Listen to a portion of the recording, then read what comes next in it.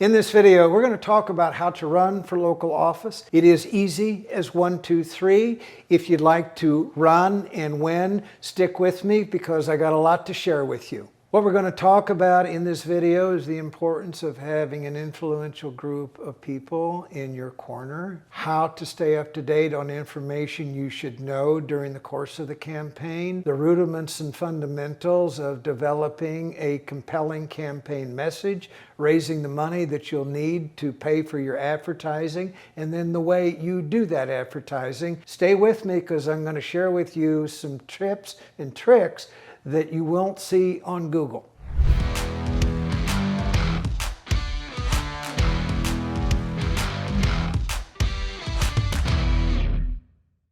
First thing about running for local office is you need local support.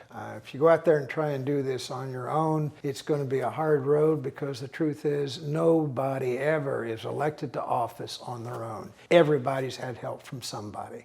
So start with the influential people you may already know in your community. And where do you find those people? Well, go look at the contact list in your mobile phone. Look for influential people that you know, and if you know a few, they're likely to be in that mobile contact list. You can also check your Facebook account. Look at the pictures and the names of people that you have become friends with. You might also want to check your LinkedIn connections. We accumulate connections over time. There may be people there in your local community that you have connected with. Now, there are other places to go in a community to look for help with influential people. Now, where else can you find influential supporters and opinion leaders? Well, I'm going to tell you some places to look, and if you don't know them already, make it a point to introduce yourself at the beginning of a campaign. They are the elected officials of your political party. If they hold offices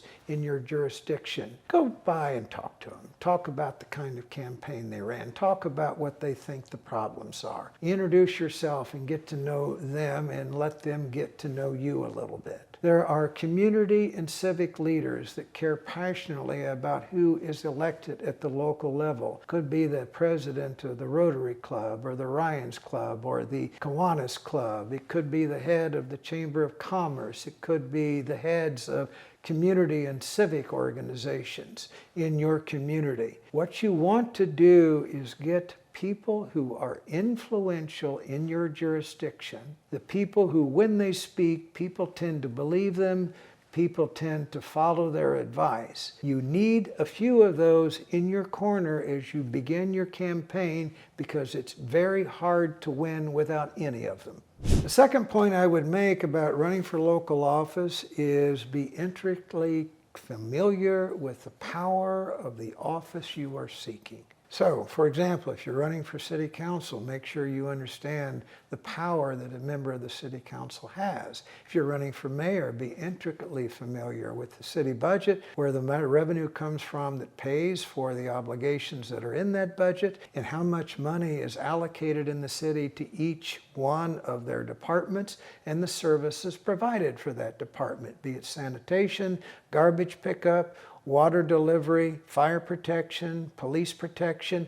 In other words, know what you're talking about because you're going to be asked questions about the job you are seeking, and if it appears that you're clueless about the powers you're asking for, people are not going to regard you highly or ready for prime time. I would make a second point about this business of being informed. If you have a local newspaper in your community, make it a habit to read it every day and keep up with events going on in your community, not only community gatherings where you might be able to shake hands, but news in your community about who's doing what industry may be leaving, what industry may be coming in, people complaining about the lack of jobs or pockets of poverty in your community. Knowing what you're talking about requires that you be up to date about what is going on in your community. You might also want to do, especially if this is your first time running, go onto a computer and look at the history of your community,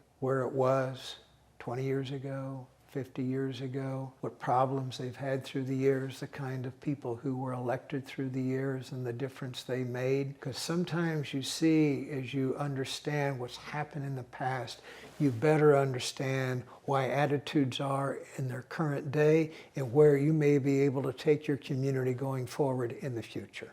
Oh, before I continue, I want to mention a new book I've just completed, The 12 Essential Steps to Prepare for a Political Campaign. There's a lot of great information in there that will enhance your ability to win, especially if you do all 12 steps. They don't take a lot of time, but they're invaluable pieces of advice. It's free to you. Go grab your copy. It's in the link underneath this video. When you start your campaign, there are 3 really important cogs that are moving pieces of your campaign, and they need to be done well. Your message, the money that you raise to pay for your advertising, and the way you execute your advertising campaign. Now, in order of importance, the first among 3 equals is your campaign message. You're going to run for local office. People are going to ask you why you want the job. People are going to ask you what you're going to do with the job if you get the job. People are going to ask you why you want the power to do something that affects their quality of life. And when they ask you that question, they expect a coherent answer. And if you say, I don't know, I just want the job, you've lost a vote. So, what problems are you going to solve? What wrongs are you going to right? What injustice are you going to correct? What are you going to do to bring more jobs and higher wages to your community? What policies are you going to implement that will improve the quality of life in your community? You have to have a coherent answer to questions like that when you're talking with voters. Now, there are some other things they kind of want to know about you. You may be asked what your qualifications are. You need an answer to that. In so many words, they're going to ask if your moral code is in sync with theirs. That's their way of asking, do you care about the same things I do? They may ask you this question, how do I know I can trust you? Because the last mayor didn't keep his promises. So you need an answer to that question. So how do you answer that question? Tell them a story about something that happened in your life that made you passionate about doing what you're trying to do right now. They may also ask you why they should vote for you and not the other candidate. You need a coherent answer to that question. It could be a difference on an issue.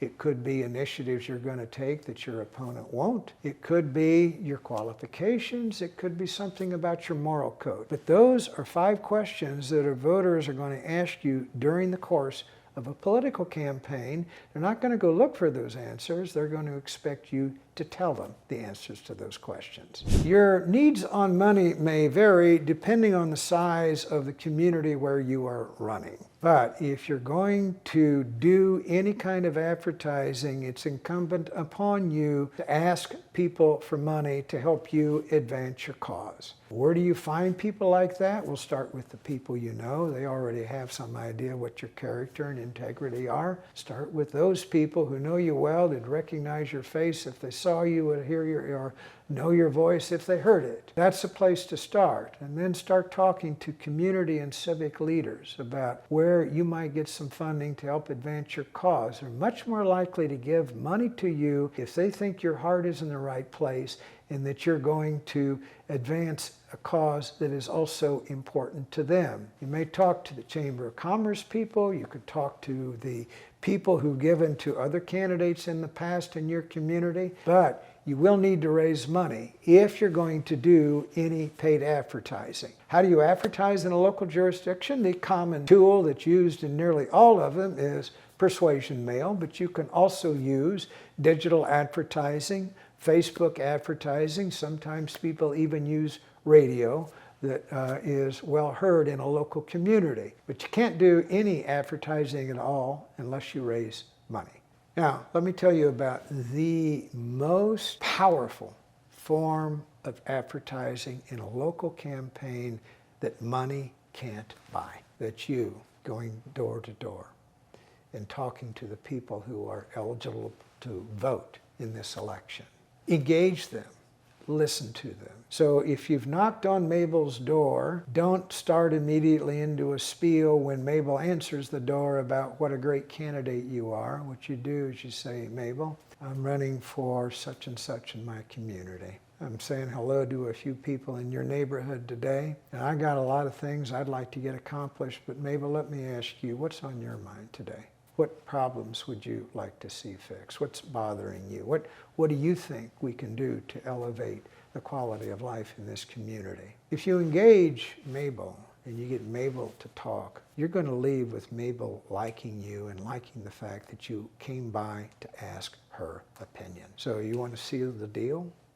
When you get home that night, send Mabel a note, a handwritten thank you note. Thank her for the time and the thoughts that she shared with you. Give her your phone number and say, you're welcome to call me anytime. This is my personal cell phone. That is the way you advertise in the most effective way in your community if you take the time to knock on the doors of every eligible voter in your community. Nothing beats that form of advertising.